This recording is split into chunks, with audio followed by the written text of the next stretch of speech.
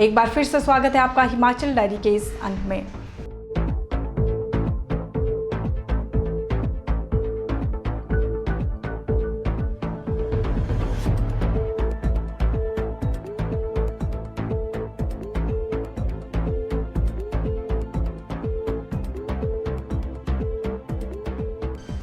हमीरपुर में हिमाचल पेंशनर कल्याण संघ जिला इकाई द्वारा बैठक का आयोजन किया गया।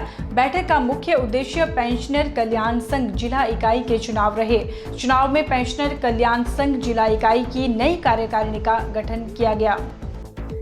हिमाचल पेंशनर कल्याण संघ जिला हमीरपुर इकाई का चुनाव संस्थापक बीडी शर्मा की देखरेख में पेंशनर भवन हमीरपुर में संपन्न हुआ, जिसमें सभी खंड इकाइयों के पेंशनरों ने बड़ी संख्या में भाग लिया। सबसे पहले प्रधान केसी गौतम द्वारा सत्र 2015-17 में हुई गतिविधियों के बारे में हाउस को जानकारी दी गई। उसके बाद जिला प्रधान ने सभी कार्यकारिणी को भंग करने की घोषणा की। इसी के साथ बीडी शर्मा की अध्यक्षता व योगराज शर्मा के सहयोग से जिला चुनाव की प्रक्रिया आरंभ हुई। चुनाव प्रक्रिया के अंतर्गत हाउस द्वारा वर्ष 2017-19 के लिए केसी गौतम को तीसरी बार सर्वसम्मति से पुनः निर्विरोध जिला प्रधान चुना गया, जबकि शंभू राम जसवाल को महासचिव, प्रेमचंद शर्मा को कोषाध्यक्ष चुना गया। हाउस की सहमति से रंजीत सिंह ठाकुर को वरिष्ठ उप प्रधान मनोनीत किया गया। हाउस ने कार्यकारिणी के गठन और प्रदेश इकाई के चुनाव हेतु डेलीगेट भेजने के बारे में नवनिर्वाचित प्रधान को प्राधिकृत किया। बैठक में नवनिर्वाचित प्रधान केसी गौतम द्वारा पुनः जिला की कमान उन्हें सौंपे जाने हेतु वरिष्ठ पदाधिकारियों, खंड इकाइयों के पदाधिकारियों व जिला हमीरपुर के सभी पेंशनरों का धन्यवाद किया। उन्होंने भरोसा दिलाया कि संघ एवं पेंशनरों के हितों के कार्य को पूर्णतः आगे बढ़ाने का काम जारी रखा जाएगा। आज दिनांक 29 मई को हिमाचल पेंशन कल्याण संघ जिला इकाई के जो द्विवार्षिक चुनाव संपन्न हुए। सर्वप्रथम हाउस को जिला प्रधान द्वारा 2 वर्षों का जो गतिविधियों का लेखा जोखा था जनरल हाउस को दिया गया है। उसमें विशेषतया जो हमारे द्वारा 2 वर्षों में नए कार्यक्रम जैसे कि डिजिटल जीवन प्रमाण पत्र, पेंशनरों के घर जा जाकर ऐसे पेंशन जो चलने फिरने में असमर्थ हैं, रुग्ण अवस्था में, उनके घर द्वार जाके डिजिटल जीवन प्रमाण पत्र बनाने का कार्यक्रम किया गया। उसके अतिरिक्त पेंशन कल्याण संघ की गतिविधियों को पेंशनों तक पहुँचाने के लिए हमने अखबारों का, टीवी चैनलों का और अन्य माध्यमों का सहारा लिया गया। इसके अतिरिक्त एक नया कार्यक्रम हमने एक न्यूज़लेटर पेंशन आवाज़ के नाम से अभी आज से ही शुरू किया गया है, जिसे अभी डम्मी प्रारूप के रूप में चलाया जा रहा है। इसके अतिरिक्त हमने पेंशनों की जानकारी के लिए एक व्हाट्सएप ग्रुप भी पेंशनर्स का बनाया है। उसमें सवेरे सवेरे हम अपने जो गतिविधियां हैं जो अखबारों में आते हैं, समाचार उसमें पेंशनों की जानकारी के लिए दिए जाते हैं। इसके अतिरिक्त पेंशन भवन हमारा इसमें लगभग 40 से 42 लाख तक का जो है खर्चा हो चुका है और अभी हाल ही में कुछ और पैसा हमारे को प्राप्त हुआ है। उससे जो बचा हुआ निर्माण कार्य है उसको पूरा करने का विचार है, वो शीघ्र शुरू कर दिया जाएगा। इसके साथ आज की बैठक में जनरल हाउस में वर्ष 2015-17 का लेखा जोखा भी हाउस के सामने रखा गया, जिसे हाउस ने पूरा समर्थन दिया है और उसे पारित किया गया। इसी के साथ आज की जो है बैठक में 3 पदों का चुनाव के बाद जिला प्रधान को आगामी कार्यकारिणी के गठन के लिए भी प्राधिकृत किया गया। कैमरा पर्सन धर्मवीर के साथ bureau report, Polestar TV, Hamirpur. राजधानी शिमला में हमीरपुर के सांसद अनुराग ठाकुर ने कहा कि प्रदेश के मुख्यमंत्री और मंत्री प्रदेश में कम, कोर्ट में ज्यादा समय बिता रहे हैं। प्रदेश करोड़ों के कर्जे तले दबा हुआ है। वहीं अनुराग ठाकुर ने कहा कि प्रदेश सरकार केंद्र सरकार की योजनाओं को लागू नहीं कर पा रही है, इसलिए मुख्यमंत्री को अपने पद से इस्तीफा दे देना चाहिए। शिमला में अनुराग ठाकुर ने कहा कि प्रदेश सरकार खेलों को बढ़ावा देने वाली नहीं बल्कि ताले लगवाने वाली सरकार साबित हुई है।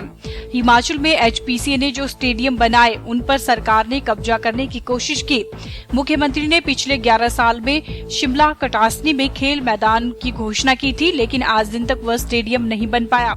जबकि एचपीसीए स्टेडियम के लिए जगह मांगती रही, लेकिन आज तक सरकार ने जगह भी मुहैया नहीं करवाई। वह आज भी प्रदेश के युवाओं के लिए स्टेडियम बनाने को तैयार हैं। उन्होंने कहा कि सरकार अगर जमीन दे तो हर जिले में स्टेडियम बनाने के लिए वे तैयार हैं। यदि सरकार मंडी, कुल्लू व शिमला में जगह उपलब्ध करवाती है तो वह 3 साल में स्टेडियम बनाकर प्रदेश के लिए समर्पित कर देंगे। उन्होंने कहा कि शिमला में यदि जगह मिलती है तो यहाँ पर ओलंपिक भवन भी बनाया जाएगा।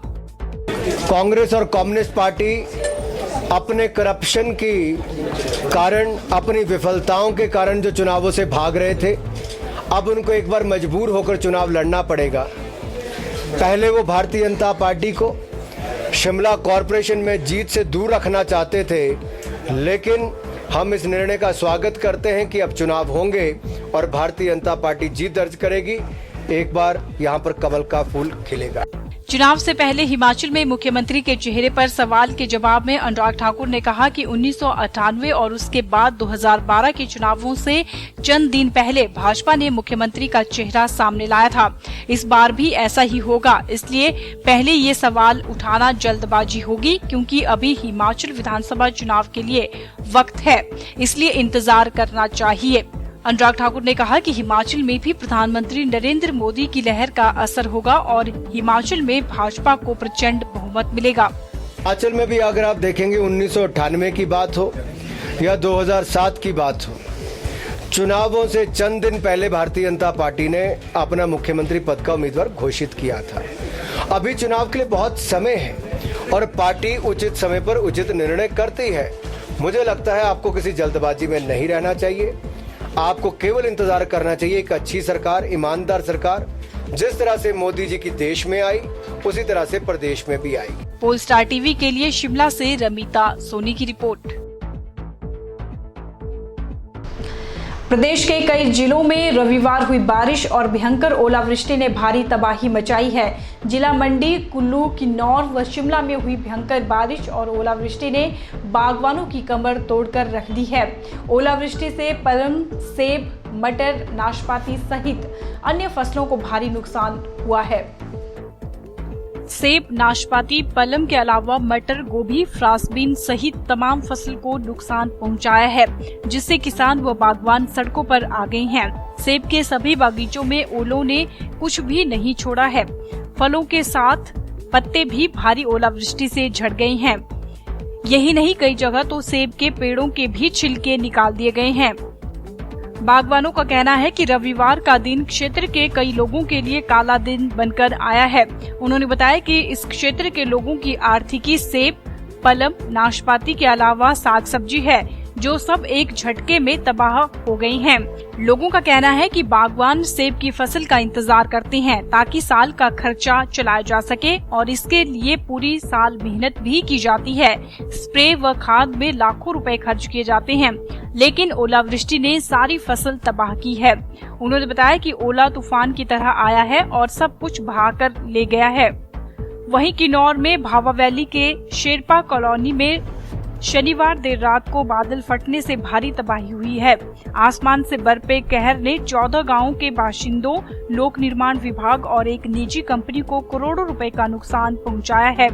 वहीं कई मवेशी भी इस प्राकृतिक आपदा का शिकार बन गए हैं। 24 घंटे से अधिक भावा वैली अंधेरे में डूबी रही। वहीं बांतू काफनू मार्ग में कुछ गाड़ियां भी प्रचंड पानी के बहाव में बह गई है। हालात ये थे कि नालों के मलबे के आगे जो भी आया वह सब मिट्टी में समा गया। जानकारी के मुताबिक शनिवार रात को हुए बारिश के बाद क्षेत्र में आई इस आपदा ने शेरपा कॉलोनी से बांतू तक सड़क के कुछ हिस्से को नाले में तब्दील कर दिया है। इससे लोक निर्माण विभाग और एक कंपनी को करोड़ों रुपए का नुकसान होने का अनुमान लगाया जा रहा है। इसके अलावा बिजली की तारें टूटने के कारण भावा वैली के 14 गांवों में 20 घंटे से अधिक समय तक बिजली की सप्लाई पूरी तरह से ठप रही। यही नहीं, शेरपा कॉलोनी में निर्माणाधीन बिजली स्टेशन को भी भारी नुकसान हुआ है। Bureau report, Polestar TV. वहीं मौसम विभाग के अनुसार अभी भी प्रदेश में 1 जून तक मौसम खराब बना रहेगा। मौसम विभाग ने 2 दिन प्रचंड आंधी के साथ ओलावृष्टि की चेतावनी जारी की है। मौसम विभाग के अनुसार प्रदेश के मैदानी व मध्य पर्वतीय क्षेत्रों में 2 दिन मौसम के तेवर कड़े रहेंगे। मौसम विभाग ने राज्य के मैदानी व मध्य पर्वतीय क्षेत्रों में 2 दिन प्रचंड आंधी के साथ ओलावृष्टि की चेतावनी जारी की है, जबकि राज्य के उच्च पर्वतीय क्षेत्रों में कुछ स्थानों पर भी झमाझम बारिश का पूर्वानुमान लगाया गया है। मौसम विभाग की माने तो राज्य में 1 जून तक मौसम खराब रहेगा। 2-3 जून को मौसम शुष्क बना रहेगा। 24 घंटों के दौरान जिला शिमला के सराहन में 5 मिलीमीटर बारिश रिकॉर्ड की गई। शिमला के अधिकतम तापमान में सबसे अधिक 3 डिग्री की गिरावट आई है। इसके अलावा ऊना, कांगड़ा और सुंदरनगर में पारा 2 डिग्री तक लुढ़का है। अधिकतम तापमान में गिरावट आने से गर्मी की मार से झुलस रहे लोगों ने कुछ हद तक राहत की सांस ली है। मौसम विभाग के निदेशक डॉक्टर मनमोहन सिंह ने बताया कि 2 दिन राज्य के मैदानी व मध्य पर्वतीय क्षेत्रों में प्रचंड आंधी के साथ ओलावृष्टि होगी। राज्य भर में 1 जून तक मौसम खराब बना रहेगा, जबकि 2-3 जून को मौसम शुष्क रहेगा। Bureau report, Polestar TV, Shimla.